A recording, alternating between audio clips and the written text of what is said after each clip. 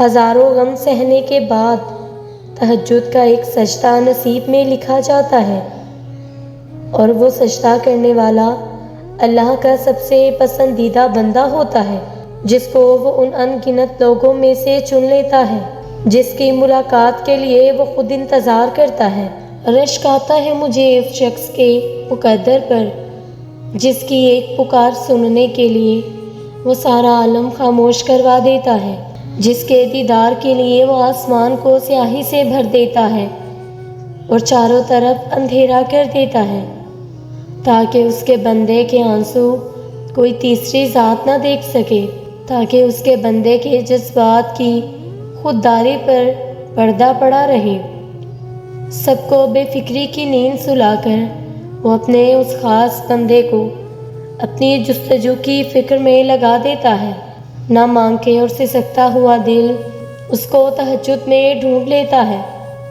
وہ جو دو جہانوں میں سما نہیں پاتا، وہ پھر اس ٹوٹے ہوئے دل میں سما جاتا ہے۔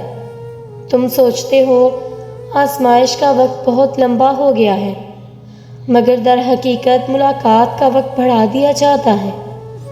اللہ تعالیٰ کو بہت پسند ہے جب تم دنیا سے نہیں اس سے مانگتے ہو، جب تم بے بسی کا رونا کائنات کے سامنے نہیں اس کے سامنے روتے ہو، جب تم سب ختم ہونے کے بعد بھی اس یقین کے ساتھ دعا کرتے ہو کہ اس کے سوا کوئی تمہیں کچھ نہیں دے سکتا، جب تم سجدے پہ سجدہ کرتے ہو، جب تم سانس لیے بغیر بے ساختہ اس کا نام پکارنے لگتے ہو، تب وہ تمہیں دیکھ کر مسکراتا ہے، تب وہ تمہارے یقین کا بھرم رکھ لیتا ہے اور تمہارے مان کی لاج رکھ لیتا ہے، سارے وسوسوں کو ختم کر دیتا ہے۔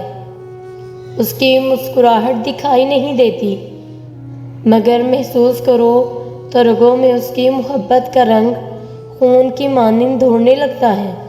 بے شک اس سے بہترین کوئی نہیں اور کوئی ہو بھی نہیں سکتا، جو اختیار رکھنے کے باوجود نصیب کے پنوں کو اپنی چاہت سے تمہاری چاہت میں بدل دیتا ہے۔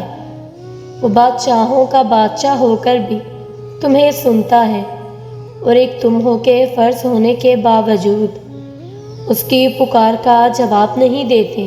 کبھی اس کی محبت میں رنگ کر تو دیکھو، کائنات کے سارے رنگ پھیکے لگنے لگیں گے۔ کبھی اس کی سن کر تو دیکھو، کائنات کی ساری آوازیں بے معنی لگنے لگیں گی۔ وہ جس کو چاہتا ہے اپنی جانب موڑ لیتا ہے، چپ چاپ، اور کسی کو خبر بھی نہیں ہوتی۔ بس پھر وہ ایک حکم دیتا ہے اور کائنات کی ساری طاقتیں متحد ہوتی جاتی ہیں، کون اس کے گرد طواف کرنے لگتا ہے اور ساری باتیں فیکون پر ختم ہو جاتی ہیں۔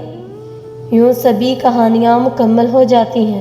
جو ایمان مضبوط ہو تو سامنے اور کوئی نہیں، رب کا جلوہ ہے وہ دکھائی نہ دے، محسوس ضرور ہوتا ہے۔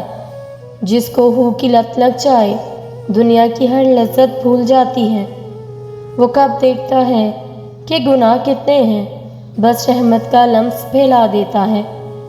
دعائیں تو وہی قبول ہوتی ہیں جو آزمائشوں کی آگ میں مسلسل جلنے کے باوجود بھی صبر سے بار بار مانگی جاتی ہیں، جن کا جواب اب تک نہیں آیا۔ وہ ساری دعائیں اللہ کے پاس آپ کی امانت ہیں اور محفوظ ہیں، ڈرے نہیں۔ یہ آزمائش تو آپ کو اللہ تعالیٰ تک لے جانے کے لیے ایک مختصر سا وقفہ ہے، جو آپ سہ نہ پاؤ۔ اللہ تعالیٰ وہ بوجھ آپ پر کیسے ڈال سکتا ہے؟